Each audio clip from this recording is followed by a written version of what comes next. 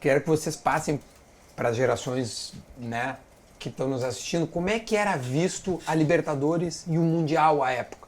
Como é que os jogadores encaravam? Como é que era a expectativa de jogar um campeonato assim, internacional, de outros, contra outras equipes de outros países? Tenta me levar para lá.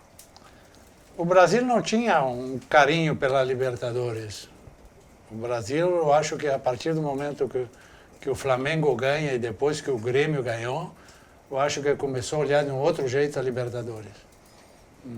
Porque até aí a importância sempre era o Campeonato Brasileiro e os torneios regionais. A partir desse momento que o Flamengo ganha e depois o Grêmio tem seu primeiro título, eu acho que todo mundo começou a se motivar e ver que era uma porta e uma vitrine que eles não tinham ainda aberto e que depois que o Flamengo e o Grêmio se mostraram para o mundo nessa competição, ganhando o título mundial, eu acho que a partir dali houve uma mudança no pensamento do torcedor e dos dirigentes. E os jogadores, logicamente, que se tomaram mais a sério o que era a Libertadores. Uma Libertadores totalmente diferente com o que é esse jogo bonito de hoje. Eram guerras dentro de campo, eram batalhas dentro de campo, as arbitragens eram permissivas demais. Isso ainda não era bom para o espetáculo, mas era como funcionava. Mas eu acho que todo mundo se adaptou a partir desse momento. O Grêmio se adaptou porque no primeiro ano que teve a Libertadores não foi bem, fez essa experiência, já no segundo partiu com a experiência e já atingiu o ponto máximo. Mas creio que foi um amadurecimento de todo mundo. O que tu acha, Baidec, disso, assim, tenta nos transportar para lá como o Hugo fez? Eu acho que, diferente das Libertadores seguintes, né, mas eu acho que em todos os aspectos foi um crescimento, um amadurecimento. O grupo de 81 praticamente não teve muitas mudanças, né? 82 a Libertadores, onde que não fomos tão bem, e 83 aí fechamos com chave de ouro, sabendo de todas as dificuldades. Teve uma união muito grande, a comissão técnica, atletas, formamos ali um grupo importante para essa conquista. Foi a conquista, com todo respeito às outras, mas a mais difícil, por tudo que o Hugo falou e também porque não tinha exame antidoping, não tinha as câmeras que tem hoje. Realmente era uma guerra e conseguimos, passo a passo, chegar numa final histórica, né, contra o Peñarol, que era um clube também com uma tradição enorme. E assim conseguimos, em 2 jogos fantásticos, né? Tanto lá no Uruguai como no Estádio Olímpico. Foi a única conquista em casa perante o torcedor, né? E é inesquecível aquele momento onde a torcida, além de estar totalmente lotada, eu acho que mais 2 horas ou 3 horas depois, todo mundo ali emocionado pela grande conquista e são momentos inesquecíveis, né? Ô Baidecão, olha só, eu tenho também a 0 hora da época. Olha que loucura, dia 30 do mês 7, que é julho de 83. É um caderno especial, então a taça de todos os gremistas. Vocês, lembra bem dessa foto, não? Lá, lembramos todos nós vestiários. Não tem como não lembrar, né? O gol do César, né? Como é que foi a visão de vocês do balão mágico do Renato? Futebol tem dessas coisas, o imprevisível, quem pode fazer alguma coisa imprevisível, o jogador que é talentoso faz alguma coisa que ninguém espera. E a maioria das vezes são os atacantes que fazem coisa.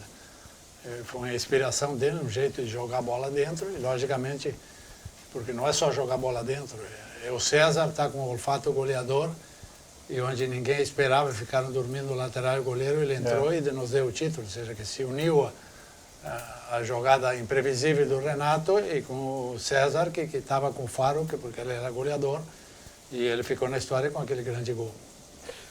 Hugo, tu tinha sido campeão do mundo, né? Com o Nacional, não, né? campeão de América, porque eu vim para o Grêmio e não consegui jogar. E não jogou? Não tinha jogado lá porque mudaram a data. Normalmente em dezembro tinha um Mundialito, como nós jogadores do Uruguai do Nacional estávamos para o Mundialito, trocaram para fevereiro. Mas mesmo que se fosse em dezembro, eu não ia jogar porque o Grêmio me contratou em outubro. Ou seja, que eu não iria jogar essa Copa do Mundo porque o Grêmio me contratou antes. Então eu Minha primeira do mundo foi com o Grêmio. Foi com o Grêmio. Então, tu ganha Libertadores, então foi bi consecutivo. E poderia ter sido tri, né? Eu sou tri da América e bi do mundo. Sim, tu poderia ter que ser consecutivo porque, Sim. né, porque o Grêmio perde no ano seguinte. No ano seguinte. Tá bom, mas vamos lá. Aqui temos então um caderno. Né? A gente ainda tá falando da Libertadores, né, para depois irmos ao Mundial, que hoje está completando 41 anos, que é muito legal aqui, ó. Tem várias reportagens da época, né? Qual é a lembrança principal que vocês têm assim de um pré-jogo nisso, numa concentração, num vestiário? Eu acho que nós todos os jogos, a cada passo que nós damos aí, a famosa escadinha que o Espinosa colocou no vestiário. Não, fui eu que coloquei. Ah, foi o Hugo de Leão, isso mesmo. O Hugo de Leão Explica a escadinha. A escadinha foi que lá no Nacional, em 80, o Esteban Gesto, o preparador que trabalhou depois aqui no Grêmio, também numa preparação espetacular que teve no Nacional, nos colocou a partir do primeiro jogo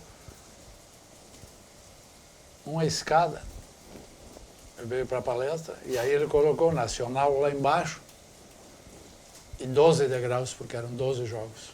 Que depois também, né, quando o Grêmio foram 12 jogos. E campeão da Libertadores lá em cima. Então a motivação era, cada jogo ele ia colocando, íamos subindo um degrau. Então quando eu vi que o Grêmio estava preparado, eu digo, me deixa utilizar o que utilizamos no Nacional, vamos ver se a gente sobe essa escada. Muito bom. E aí a gente colocou a escada e a gente conseguiu chegar lá em cima. Isso era usado nas preleções? Sim, porque tem onde eles fazem ali tudo, né? Aí Imagino que se fosse uma lousa, né? Tava no quadro, ela estava no quadro negro. Hoje em dia é vídeo, né? Era no quadro negro. Eu fazia a escada, colocava o meu subindo e lá em cima esperando. Sim. O título de campeão da América lá em cima. Então ele dava a palestra do que era o jogo, a prévia do jogo e tudo que a gente deveria fazer, mas a gente ia vendo como a cada jogo, quando ia na palestra, íamos avançando. A importância, por isso que eu repito, a importância da chegada do Hugo, já por ter ganho, por ter essa experiência, nós, uma geração jovem que subiu e se integrou, né, no grupo principal, e com essa experiência do Hugo e também do Mazzaropi, enfim, de jogadores também que já tinham uma experiência, contra o Tito, a chegada do Tito também do Flamengo, entendeu? Que já tinha ganho também no Flamengo. Tudo isso contribuiu muito para que o grupo tivesse um êxito, comandado por um grande treinador e uma comissão técnica, que é o Valdir Atahualpa Espinosa. Enfim, com toda a comissão técnica, então Fritz, todos nós temos que lembrar, além do nosso presidente também, com um carisma e uma capacidade enorme para conduzir o grupo e o Grêmio ao mais alto nível. Que loucura. Vocês falaram que era uma outra Libertadores, né? Menos câmeras, mais agressões. Tipo, quem apanha são os atacantes, mas quem bate são os zagueiros. Sim. Vocês batiam muito? Sabíamos bater. Baidec batia mais do que eu.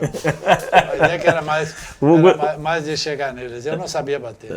Mas de vez em quando batia e às vezes todo mundo via, porque quem não sabe, que não tem a manha da chegada, sempre digo, eu fui um zagueiro que acabei jogando, um volante, eu era meia direita que acabei de quarto zagueiro. Então, meu estilo não era de marcação. Então, para ter marcação, eu tinha que me treinar muito, para cabecear eu tinha que treinar muito, porque eu tinha eu iniciei de um outro lugar do campo. Então, me adaptei aí. E por isso esse entendimento que nós tínhamos, entendeu? Ele pela fortaleza física, era muito difícil passar por Baidec, trombar com o Baidec, o cara já não queria vir por ele. E a gente tinha isso, ele era mais forte numa parte do jogo, eu era mais forte na outra, e a gente entrosava sem falar, não precisava nem falar, porque a gente tinha uma sintonia. Falaste uma palavra, né, Hugo? Num olhar não me entendia com o Hugo. E acima de tudo, nós tínhamos o entendimento, apertava alguma coisa, eu digo, Hugo, deixa que eu pego aí, o Hugo ficava nosso, porque ele tinha uma capacidade, o Hugo, além da liderança, capacidade técnica, o desequilíbrio de sair com a bola dominada, que tu imagina, espera os laterais subir e o Hugo saía com ela, e eu automaticamente tenho que ser inteligente, ter um jogador com a capacidade do lado, toda a qualidade que tinha o Hugo, claro, desarmava, já tocava no Hugo, entendeu? Então ele saía, de uma forma brilhante, entendeu? E isso fazia uma composição toda, mesmo o Chino, os laterais, o Paulo Roberto saía mais, subia mais, o Casimiro ficava.